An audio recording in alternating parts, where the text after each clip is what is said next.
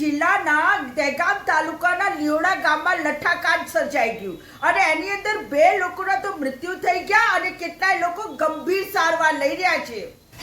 6 મહિને આવા લઠ્ઠાકાંડ, કફ સિરપ એવા બધા બનાવો ગુજરાતમાં બનતા જ હોય છે દારૂબંધી હોવા છતાંય. અને જ્યારે આવા કાંડ બની જાય એટલે પોલીસ દોડતી થાય, રેડ કરવાના નાટકો કરે. અરે સાહેબ, કોને મૂર્ખ બનાવો છો? આ પોલીસ તો બધું જાણતી જ હોય છે. છેક નીચેથી લઈને ઉપર ગૃહ મંત્રાલય સુધી હપ્તાઓ પહોંચે છે. એટલા જ માટે આવા ગેરકાયદેસર અડ્ડાઓ રોકટોક ચાલતા જ હોય છે. એટલું જ કહેવું છે કે ગૃહમંત્રી હર્ષ સંઘવીને જરાય લાજ શરમ ના હયા હોય ને તો પછી રાજીનામું આપે. તમને કામ કરવાની ત્રેવડ ના હોય ને તો ઘરે બેસી જવાનું. પ્રજાના પૈસાથી જલસાઓ નહીં કરવાના.